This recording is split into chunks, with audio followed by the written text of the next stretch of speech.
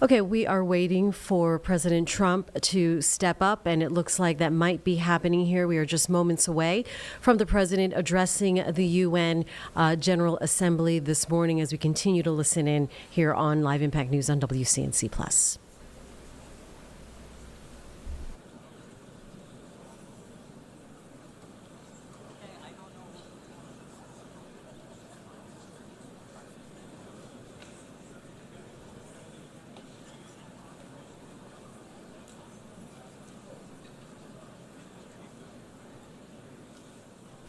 As they clear the stage, we know that the president has been very clear that he is in disagreement with many of the decisions by key allies like the UK and France to formalize and recognize a Palestinian state, this causing divisions within the UN and other allies as that division deepens. We can see the president walk up now. Let's continue to listen in here as he steps up to the UN General Assembly on Live Impact News on WCNC Plus. You're watching live.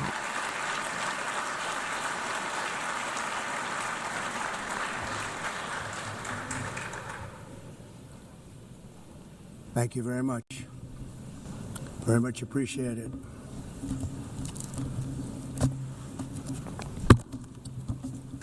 And I don't mind making this speech without a teleprompter, because the teleprompter is not working. I feel very happy to be up here with you nevertheless, and that way you speak more from the heart. I can only say that whoever's operating this teleprompter is in big trouble.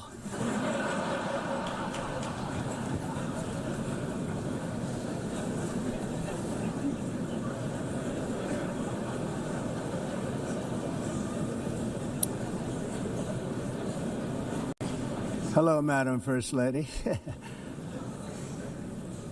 Thank you very much for being here. And Madam President, Mr. Secretary General, First Lady of the United States, distinguished delegates, ambassadors, and world leaders. 6 years have passed since I last stood in this grand hall and addressed a world that was prosperous and at peace in my first term. Since that day, the guns of war have shattered the peace I forged on 2 continents. An era of calm and stability gave way to one of the great crises of our time. And here in the United States, 4 years of weakness, lawlessness, and radicalism under the last administration delivered our nation into a repeated set of disasters. 1 year ago, our country was in deep trouble, but today, just 8 months into my administration, we are the hottest country anywhere in the world, and there is no other country even close. America is blessed with the strongest economy, the strongest borders, the strongest military, the strongest friendships, and the strongest spirit of any nation on the face of the earth. This is indeed the golden age of America. We are rapidly reversing the economic calamity we inherited from the previous administration, including ruinous price increases and record-setting inflation like we've never had before. Under my leadership, energy costs are down, gasoline prices are down, grocery prices are down, mortgage rates are down, and inflation has been defeated. The only thing that's up is the stock market, which just hit a record high. In fact, it hit a record high 48 times in the last short period of time. Growth is surging, manufacturing is booming. The stock market, as I said, is doing better than it's ever done. And all of you in this room benefit by that. Almost everybody. And importantly, workers' wages are rising at the fastest pace in more than 60 years. And that's what it's all about, isn't it? In 4 years of President Biden, we had less than $1 trillion of new investment into the United States. In just 8 months since I took office, we have secured commitments and money already paid for $17 trillion. Think of it, 4 years, less than $1 trillion, 8 months, much more than $17 trillion is being invested in the United States, and it's now pouring in from all parts of the world. We've implemented the largest tax cuts in American history and the largest regulation cuts in American history, making this once and again the best country on earth to do business. And many of the people in this room are investing in America, and it's turned out to be an awfully good investment during this 8-month period.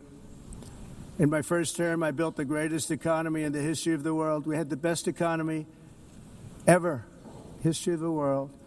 And I'm doing the same thing again, but this time it's actually much bigger and even better.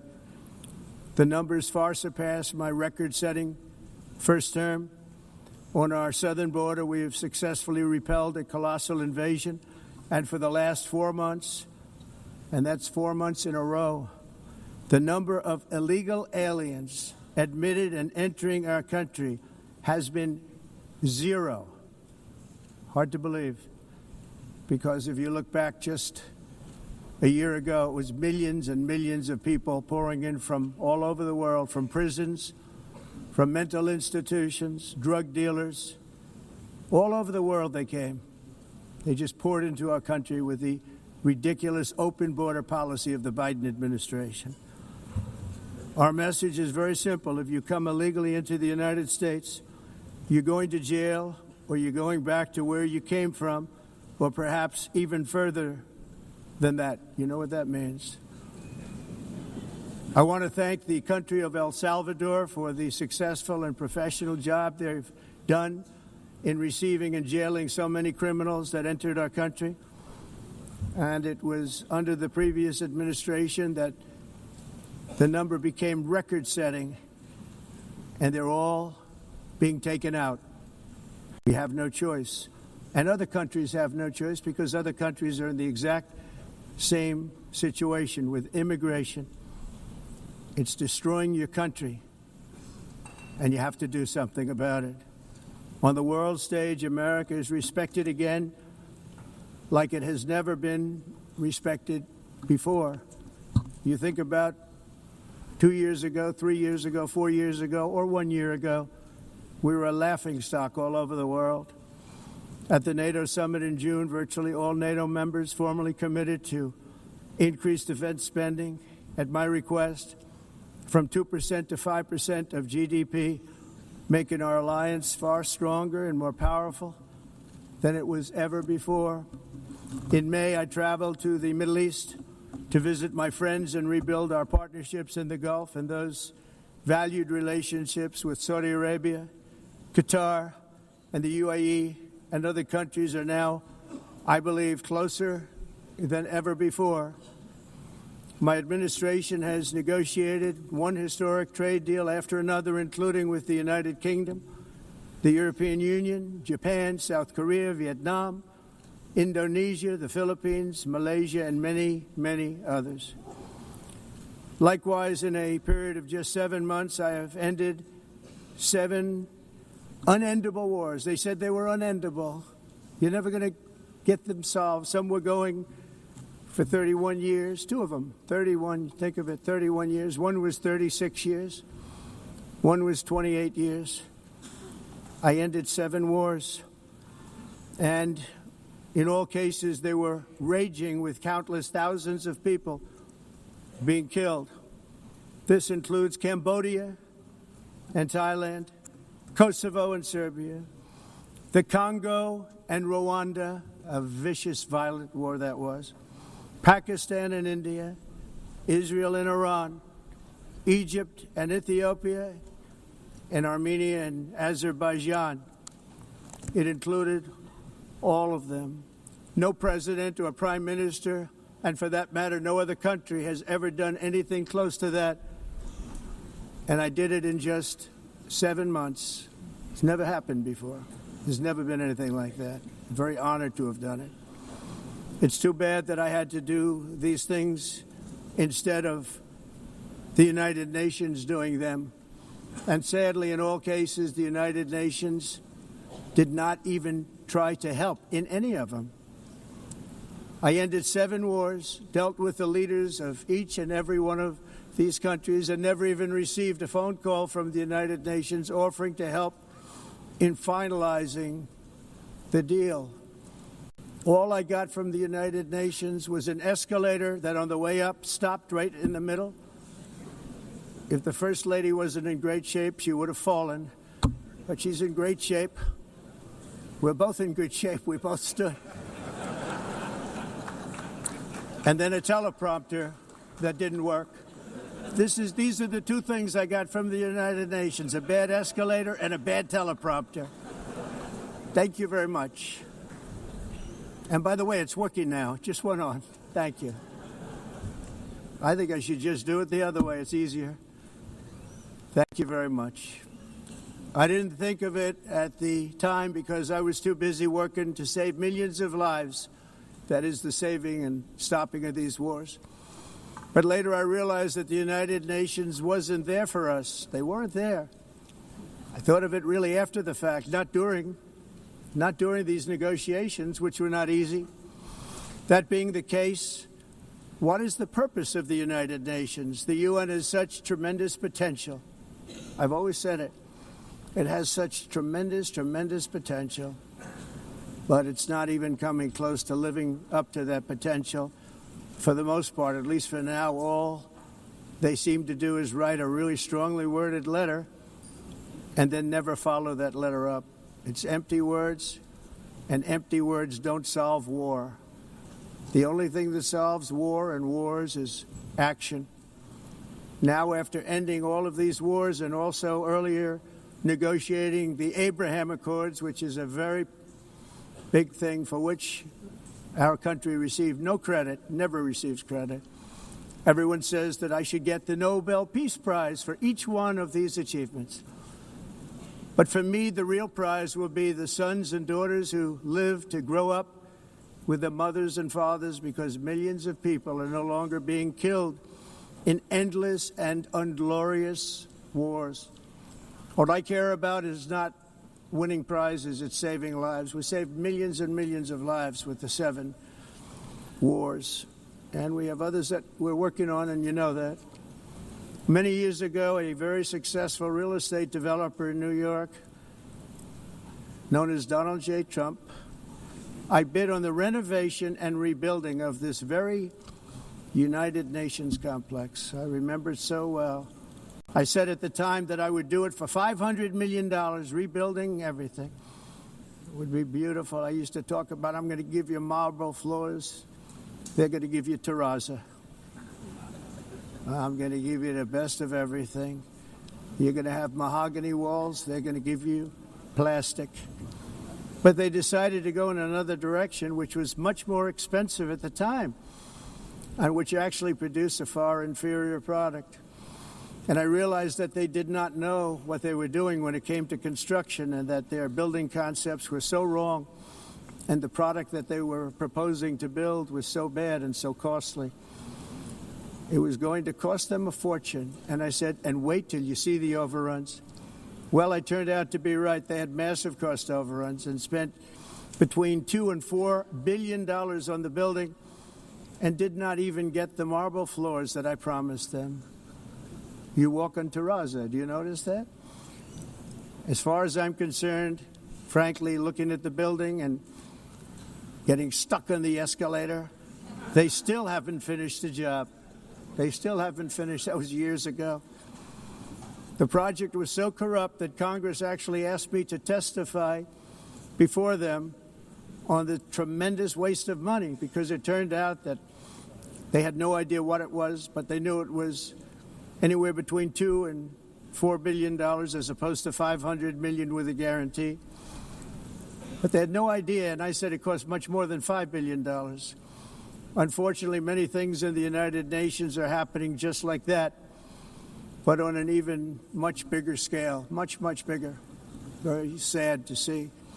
Whether the UN can manage to play a productive role, I've come here today to offer the hand of American leadership and friendship to any nation in this assembly that is willing to join us in forging a safer, more prosperous world.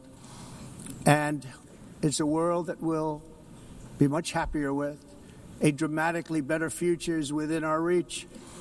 But to get there, we must reject the failed approaches of the past and work together to confront some of the greatest threats in history. There is no more serious danger to our planet today than the most powerful and destructive weapons ever devised by man, of which the United States, as you know, has many. Just as I did in my first term, I've made containing these threats a top priority, starting with the nation of Iran. My position is very simple. The world's #1 sponsor of terror can never be allowed to possess the most dangerous weapon. That's why, shortly after taking office, I sent the so-called Supreme Leader a letter making a generous offer. I extended a pledge of full cooperation in exchange for a suspension of Iran's nuclear program. The regime's answer was to continue their constant threats to their neighbors and U.S. interests throughout the region and some great countries that are right nearby.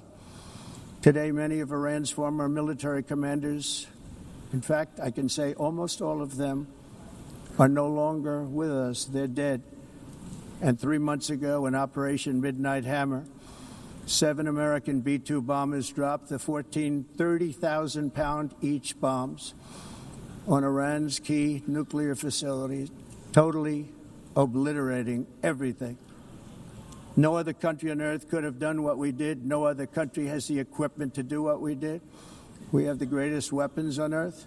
We hate to use them. But we did something that for 22 years people wanted to do.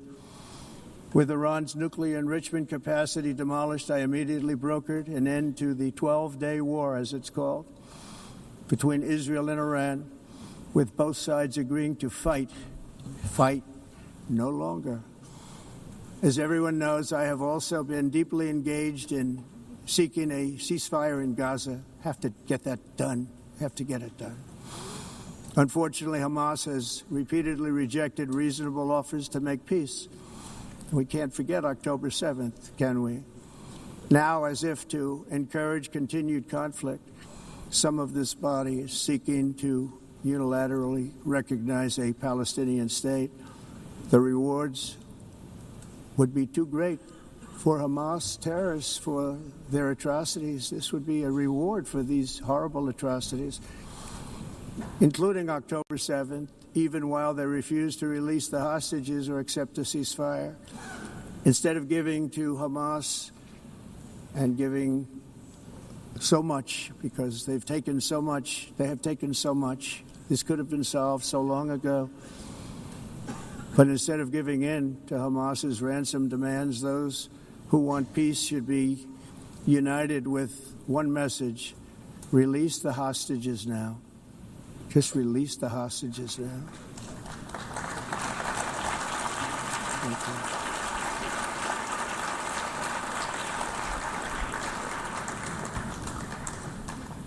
Thank you. As we have got to come together, and we will come together, got to get it done. We have to stop the war in Gaza immediately. We have to stop it. We have to get it done. We have to negotiate. Immediately have to negotiate peace. We got to get the hostages back. We want all 20 back. We don't want 2 and 4. As you know, I got, along with Steve Witkoff and others that helped us, Marco Rubio, we got most of them back. We were involved in all of them. But I always said the last 20 are going to be the hardest, and that's exactly what happened. We have to get them back now. We don't want to get back 2, and then another 2, and then 1, and then 3. Have this process. No, we want them all back, and we want the actually 38 dead bodies back, too. Those parents came to me, and they want them back, and they want them back very quickly and very badly, as though they were alive. They want them. They want them every bit as much as if their son or daughter were alive. I've also been working relentlessly, stopping the killing in Ukraine. I thought that would be, of the 7 wars that I stopped, I thought that would be the easiest because of my relationship with President Putin, which had always been a good one. I thought that was going to be the easiest one. But, you know, in war, you never know what's going to happen. There are always lots of surprises, both good and bad. Everyone thought Russia would win this war in 3 days, but it didn't work out that way. It was supposed to be just a quick little skirmish. It's not making Russia look good. It's making them look bad. No matter what happens from here on out, this was something that should have taken a matter of days, certainly less than a week. And they've been fighting for 3.5 years and killing anywhere from 5,000 to 7,000 young soldiers, mostly soldiers, on both sides. Every single week, from 5,000 to 7,000 dead young people, and some in cities, much smaller numbers, where rockets are shot, where drones are dropped. This war would never have started if I were president. This was a war that should have never happened. It shows you what leadership is, what bad leadership can do to a country. Look what happened to the United States.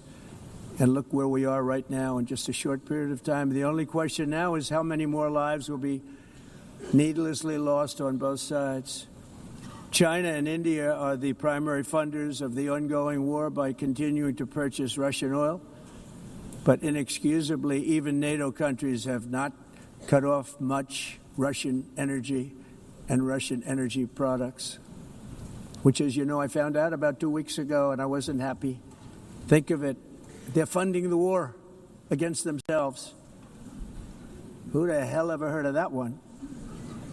In the event that Russia is not ready to make a deal to end the war, then the United States is fully prepared to impose a very strong round of powerful tariffs, which would stop the bloodshed, I believe, very quickly. But for those tariffs to be effective, European nations, all of you are gathered here right now, would have to join us in adopting the exact same measures. I mean, you're much closer to the city. We have an ocean in between.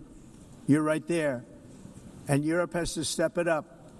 They can't be doing what they're doing. They're buying oil and gas from Russia while they're fighting Russia. It's embarrassing to them. You've been watching live President Trump addressing the UN General Assembly this morning, talking about threats to peace around the nation, wars in Ukraine, as well as Gaza and Palestine. We will get back to that here shortly.